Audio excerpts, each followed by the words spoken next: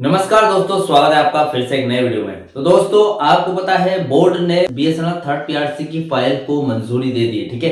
यानी कि फाइल अब आगे बढ़ जाएगी। लेकिन यहाँ पर बोर्ड ने क्या है, फाइल को मंजूरी देने के बाद बोर्ड ने अपनी तरफ से नए पे स्केल निकाले, ठीक है। अब वो नए पे स्केल जैसे कि एनी 1 से लेके एनी 11 तक के नए पे स्केल निकाले हैं। इन पे स्केल के हिसाब से आपकी सैलरी थर्ड पीआरसी लागू होने के बाद कितना इंक्रीमेंट होगा वो आज इस वीडियो में डिटेल तरीके से आपको बताने वाला हूं, ठीक है। तो क्योंकि जो नए पे स्केल आए हैं इस हिसाब से क्या है, बोर्ड की मंजूरी के बाद नया पावर गेम स्टार्ट होने वाला है, ठीक है। तो ये क्या है, पावर गेम का क्या मामला है, सारी जानकारी विद डिटेल तरीके से आज इस वीडियो में आपको बताने वाला हूं। तो चैनल पर नए हो तो सब्सक्राइब करें। मेरा नाम है सुनील विश्वकर्मा। जानकारी यूजफुल लगे तक लाइक करके जरूर जाना। चलिए दोस्तों, बढ़ाते हैं वीडियो को आगे।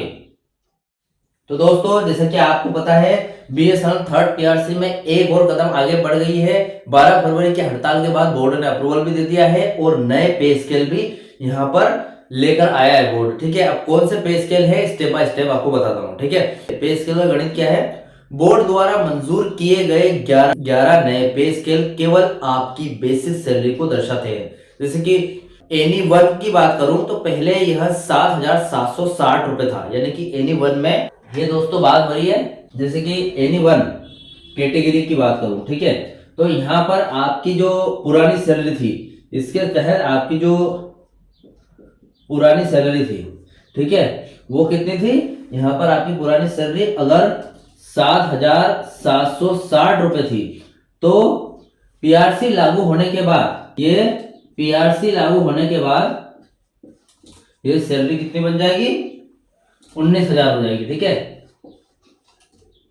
कितने, 19,000 हो जाएगी। एनी 1 के तहत नया पे स्केल एनी 1 लेकर आया है। एनी 1 में पुरानी सैलरी आपकी जो एनी 1 कैटेगरी थी उनकी पुरानी सैलरी 7,760 रुपए थी, तो 19,000 हो जाएगी, ठीक है। अब ये जो 19,000 है इसमें कितनी, मतलब यहां से यहां तक होने में कितनी बढ़ोतरी हुई है, समथिंग 145% बढ़ गया आपकी इनकम देखा जाए तो, ठीक है।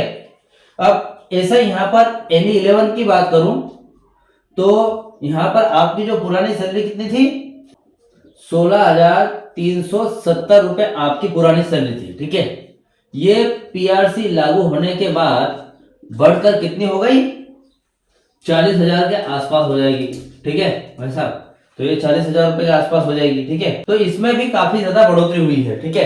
तो कुछ इस तरीके से पे स्केल निकाल कर लेकर आई है और क्या अपडेट है वो देख लेते हैं। देखिए इसका आपकी जेब पर क्या असर पड़ेगा, जब आपकी बेसिक बढ़ती है तो उस पर मिलने वाले अन्य भत्ते स्वतः ही बढ़ जाते हैं, यानी कि अपने आप बढ़ जाते हैं। बेसिक अगर इंक्रीज होगी तो आपके जो अलाउंसेस वगैरह वो भी साथ साथ इंक्रीज होंगे, जैसे कि डीए हो गया, एचआरए हो गया, ये सब इंक्रीज होते रहते हैं। जैसे कि डीए की बात करूं तो ये हमेशा बेसिक पे के प्रतिशत पर निकाला जाता है, ये आपको पता है। नई बेसिक होने पर डीए की राशि भी पहले से बहुत ज्यादा होगी, ठीक है। इसी तरीके से एचआरए जो मकान का किराया है वो भी बढ़ता है, यह भी बेसिक का हिस्सा होता है। पे स्केल बढ़ने से आपका एचआरए भी बढ़ेगा, ठीक है। ईपीएफ यानी कि पेंशन की बात करूं तो आपके भविष्य की जो बचत पीएफ होती है बेसिक पे पर आधारित होती है, ठीक है। इसलिए रिटायर्ड फंड में भी इसका बड़ा इजाफा होगा देखा जाए तो, ठीक है, यानी कि वो भी बढ़ेगा। अभी बोर्ड की मंजूरी के बाद पावर गेम की बात करूं तो देखिए 12 फरवरी की हड़ताल ने मैनेजमेंट को यह एहसास करा दिया है कि कर्मचारी अब और इंतजार नहीं करेंगे।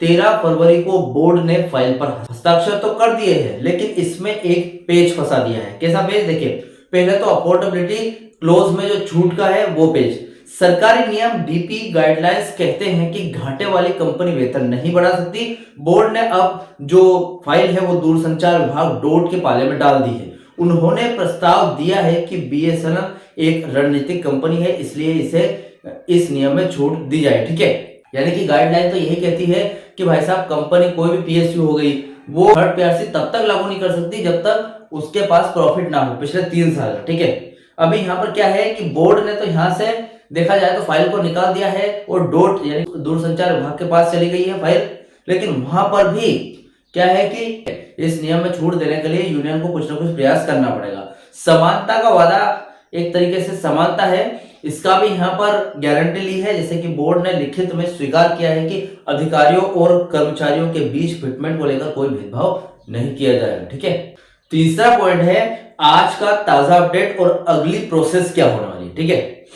देखिए आज की स्थिति यह है कि मैनेजमेंट और यूनियन अब डोट पर दबाव बना रही है, यानी कि जो दिल्ली में आपकी फाइल बोर्ड अप्रूवल के बाद जो फाइल दिल्ली गई है यानी कि डोट में गई है, तो उस पर दबाव बना रही है और प्रोसेस कुछ इस प्रकार से चलेगी। जैसे कि फाइल मूवमेंट की बात करूं तो बोर्ड से फाइल निकलकर अब संचार मंत्रालय यानी कि मिनिस्ट्री ऑफ कम्युनिकेशन पहुंचेगी, यानी कि ठीक है, यानी कि संचार मंत्रालय, दूरसंचार मंत्रालय डोट के पास जाएगी, ठीक है। वहां पर वित्त मंत्रालय की राय की बात करूं तो डोट इस फाइल को वित्त मंत्रालय यानी कि फाइनेंस मिनिस्ट्री को भेजेगा ताकि फंड्स और घाटे की स्थिति पर चर्चा हो सके। ये सब होगा डोट अप्रूवल के बाद, ठीक है।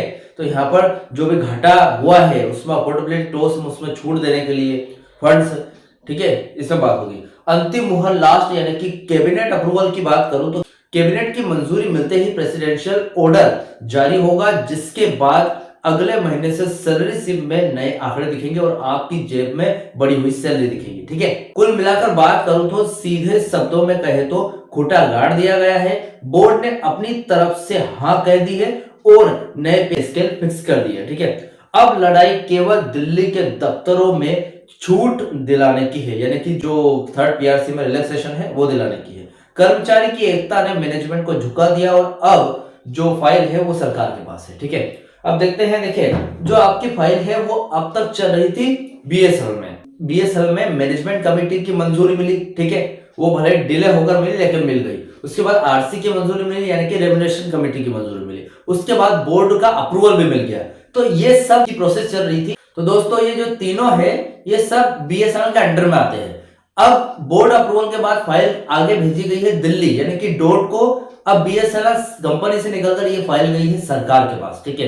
अब देखते हैं सरकार इस पर क्या यहाँ पर फैसला करते हैं, क्या डिसीजन निकल कर आता है सरकार का। वो जो भी अपडेट निकल कर आएगी मैं वीडियो में जरूर बनाकर लेकर आऊंगा। फिलहाल इस अपडेट से रिलेटेड आपके जो भी डाउट क्वेश्चन वगैरह हो तो मुझे कमेंट बॉक्स में कमेंट कर सकते हैं। वीडियो अच्छा लगा हो तो वीडियो को लाइक कमेंट से जरूर करें। मिलते हैं दोस्तों नेक्स्ट वीडियो में। सी यू सून।